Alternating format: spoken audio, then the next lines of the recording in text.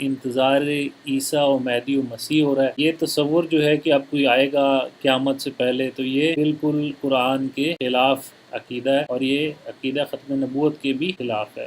کچھ افراد وہ ایسے بھی ہیں جو کہتے ہیں کہ وہ آئیں گے کیونکہ انہوں نے شادی نہیں کی تھی، ہمارے اٹھا لیے گئے تھے، تو یہ بات بھی قرآن کے خلاف ہے۔ اعوذ باللہ من الشیطان الرجیم، بسم اللہ الرحمن الرحیم۔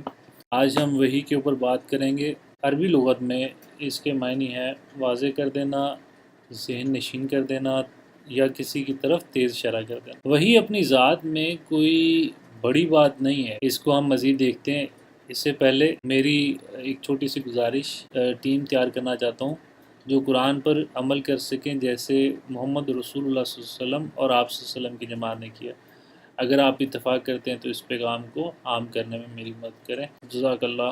اچھا جی، تو وہی صرف نبی یا رسول کے لیے خاص نہیں ہے۔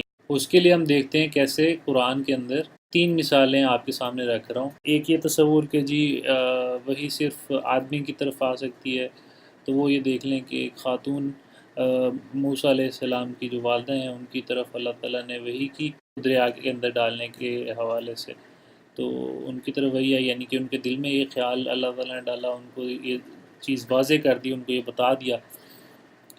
دوسرا اس کا مطلب دیکھتے ہیں کہ اللہ تعالیٰ نے نحل یعنی شہد کی جو مکھی ہے اس پر وحی کی ہوئی ہے کہ تم نے کہاں کہاں اپنے گھر بنانے ہیں، تو یعنی یہ بھی اس کے ڈی این اے میں یا اس کی چیز اس کے اندر یہ رکھ دی گئی ہے۔ اور دوسرا ایک اور مثال ہم دیکھتے ہیں کہ شیطان جو ہے وحی کرتے ہیں اپنے ہی لوگوں کے اوپر، جو کہ جنوں میں سے بھی ہو سکتے ہیں اور آدمیوں میں سے بھی ہو سکتے ہیں۔ تو پھر بڑی بات کیا ہے؟ تو بڑی بات ہے کہ اللہ تعالیٰ جب وحی کریں اور اس وحی کے نتیجے میں کوئی کتاب آئے تو یہ بڑی بات ہے۔ اور نبی اور کتاب لازم اور ملزوم ہے، یعنی کہ نبی کا کتاب کے ساتھ آنا یہ شرط ہے۔ اگر کوئی یہ کہے کہ جی وہ نبی ہے لیکن اس کے پاس کتاب کوئی نہیں ہے تو یہ ممکن نہیں ہے۔ آخری کتاب قرآن پاک ہے، کیونکہ آپ سلم خاتم النبیین تھے، یعنی کہ اب نہ تو کوئی نئی کتاب آئے گی اور نہ کوئی نبی آئے گا، اور آپ رسول بھی تھے۔ تو اب ہم دیکھتے ہیں کہ یہ جو عقیدہ ختم نبوت ہے یہ ہے کیا۔ اس میں ہم دیکھ رہے ہیں کہ انتظار عیسیٰ و مہدی و مسیح ہو رہا ہے، یہ تصور جو ہے کہ اب کوئی آئے گا قیامت سے پہلے، تو یہ بالکل قرآن کے خلاف عقیدہ ہے، اور یہ عقیدہ ختم نبوت کے بھی خلاف ہے۔ تو دیکھتے ہیں حضرت عیسیٰ کے اوپر کہ وہ حضرت عیسیٰ کیا ان کا قرآن ان کو کیسے بتاتا ہے۔ تو وہ رسول بھی تھے اور نبی بھی تھے۔ رسول کے لیے ان کی یہ والی آیت دیکھ لیں آپ، 61/6۔ تو انہوں نے کہا کہ میں انی رسول اللہ، کہ میں ہوں رسول اللہ، اور اس کے بعد انہوں نے ایک بشارت بھی دی کہ میرے بعد ایک رسول آئے گا اور اس کا نام احمد ہوگا۔ اور ایک دوسرے مقام پہ اللہ تعالیٰ نے ان کے، یہ تو اوپر والی ہم نے رسول کے اعتبار سے دیکھی، اور ایک نبی کے اعتبار سے بھی آپ یہ آیت دیکھ لیں کہ جب ہم نے تمام انبیاء سے عہد لیا اور آپ سے اور نوح سے اور ابراہیم سے اور موسیٰ سے اور مریم کے بیٹے عیسیٰ سے، تو یہ اللہ تعالیٰ ان سے نبیوں والا عہد جو ہے وہ لیا ہے۔ تو یہ نبی بھی تھے اور رسول بھی تھے۔ اب اگر کوئی دعویٰ کرے کہ عیسیٰ کا ظہور ہوگا تو محمد رسول اللہ آخری نبی نہیں رہیں گے، بلکہ آخری نبی عیسیٰ علیہ السلام ہو جائیں گے، اور خاتم النبیین عیسیٰ علیہ السلام بن جائیں گے، اور رسول اللہ صلی اللہ علیہ وسلم جو ہیں وہ ان کو خاتم النبیین نہیں کہا جا سکے گا۔ اس سے نہ صرف یہ کہ قرآن غلط ثابت ہو رہا ہے بلکہ محمد صلی اللہ علیہ وسلم کی نبوت بھی جھوٹی ثابت ہوئی تھی۔ تو اس سے سوال یہ کہ بھی وہ کیسے؟ تو آپ کو میں اس طرح سے سمجھانے کی کوشش کرتا ہوں کہ دیکھیں، یہاں پہ ہم فرض کر لیتے ہیں کہ یہ پیدائش ہوئی ان کی عیسیٰ علیہ السلام کی، فرض کر لیں، اور یہاں پہ وہ ان کو آسمان پہ اٹھا لیا، اور یہ قیامت سے پہلے ان کو فرض کریں ظہور ہوگا اور پھر قیامت آ جائے گی۔ تو یہ لائن جو ہے ہماری یہ قیامت ہے، اور یہ پورا عرصہ وہ اس دنیا سے غائب رہیں، اوپر ہیں۔ اب اسی ٹائم لائن میں 600 سال بعد نبی جو ہیں محمد صلی اللہ علیہ وسلم ان کی پیدائش ہوتی ہے۔ اب اس آیت کے حوالے سے اگر آپ دیکھیں تو انہوں نے کہا ہے کہ میرے بعد، من بعدی، میرے بعد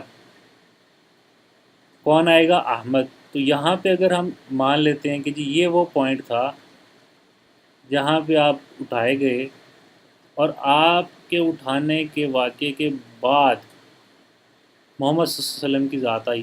اب اگر ہم یہ والا اٹھانے والا مان لیں کہ یہ واپس آئیں گے، تو پھر یہ والی کنڈیشن دوبارہ ہمیں ماننی پڑے گی کہ آپ کے بعد ہستی آئیں گے جن کا نام حمد ہوگا۔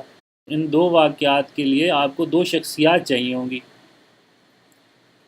تو یہاں پہ دو پیدائشیاں آپ کو ماننی پڑیں گی پھر۔ کیوں؟ کیونکہ آپ محمد صلی اللہ علیہ وسلم جو ہیں ان کی ہم ذات دیکھ چکے ہیں، وہ کیا ہیں؟ وہ ہیں خاتم النبیین۔ تو پھر یہاں پہ کون آئے گا آگے؟ تو اس لیے یہ چیز جو ہے یہ قرآن کے خلاف آتی ہے کہ یہ ان کے بعد احمد آئے گا، تو یہ پھر آیت یہاں پہ اس پیریڈ کے لیے ہمیں یہ ماننا پڑے گا کہ یہ غلط ثابت ہو جائے گی، تو یہ ایسا نہیں ہو سکتا۔ تو اب ہم آگے دیکھتے ہیں کہ یہ ایک کچھ افراد وہ ایسے بھی ہیں جو کہتے ہیں کہ وہ آئیں گے کیونکہ انہوں نے شادی نہیں کی تھی، ہمارے اٹھا لیے گئے تھے، تو یہ بات بھی قرآن کے خلاف ہے، کیونکہ قرآن میں آپ کا نہ صرف بیوی کا ذکر ہے بلکہ بچوں کا بھی ذکر ہے۔ وہ کون سی ہے؟ وہ یہ دیکھیں آیت، اس میں آپ کو بتایا جا رہا ہے کہ تمام رسول، تمام رسول جمع ہے، رسول جمع ہے رسول کی، من قبل کا، تیرے سے پہلے جتنے بھی رسول آئے، جعلنا لہم ازواجن، ازواجن زوج کی جمع یعنی کہ بیوی، جوڑا، اور ذریہ یعنی کہ بال بچے۔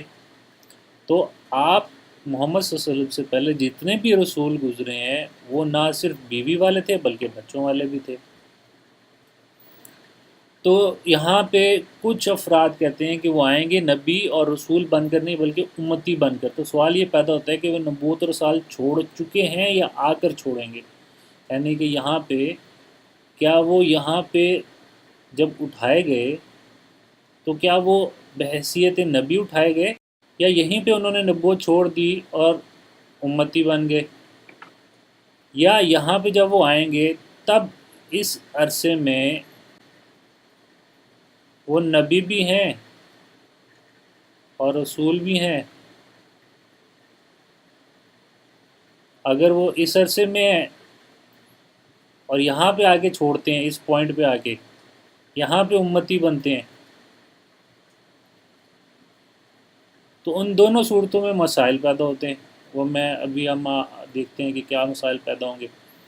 تو یہاں پہ دیکھیں کہ قرآن میں حضرت یونس کا ذکر ضروری ہے، کیونکہ انہوں نے اپنی مرضی کی اور رسالت چھوڑ دی اور ظالمین میں سے ہو گئے، یعنی کہ وہ جس جگہ پہ بھیجے گئے تھے دعوت کے لیے، رسالت کا کام کرنے کے لیے، تو وہاں سے وہ غصے سے چلے گئے تھے، غصے سے وہ جگہ چھوڑ دی اور کیا ہو گئے؟ ظالمین میں سے ہو گئے۔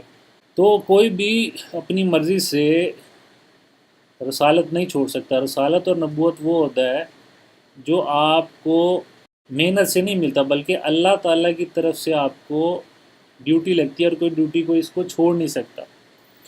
اور دوسرا نقطہ یہ ہے کہ ہر نبی اپنی امت پر گواہ ہوتا ہے، اگر عیسیٰ نبوت چھوڑ کر کسی اور نبی کی امت میں چلے جائیں گے تو وہ اپنی امت یعنی عیسائی جتنی بھی عیسائیت ہے اس پر گواہ نہیں رہیں گے۔ تو یہ دیکھیں کہ قیامت کے روز نبیوں اور گواہوں کو لایا جائے گا اور لوگوں کے درمیان میں حق فیصلے کر دیے جائیں گے اور وہ ظلم نہ کیے جائیں گے۔ تو اگر وہ نبی ہی نہیں رہے اور نبی امتی بن گیا تو پھر وہ اپنی امت کا کہ گواہ کیسے ٹھہرے گا؟ تو ان کی یہ جو امت ہے عیسائیت ہے، یہ دعویٰ کر سکتی ہے کہ ہمارا نبی ہی نہیں رہا تو ہمارا حساب کتاب بھی نہیں ہونا چاہیے، جو کہ ممکن نہیں ہے، کیونکہ ہر ایک پر اتمام حجت کے لیے انبیاء بھیجے گئے تھے تاکہ ان پر شاہد رہیں اور قیامت کے دن ان پر گواہ ہوں گے، تاکہ جو اعمال کرتے تھے اس کا بدلہ دیا جا سکے، اور اعمال کے بدلے کے لیے ان کو وہی طریقہ ہوگا جو باقیوں کے لیے ہوگا، کیونکہ اللہ تعالیٰ ظالم نہیں ہے۔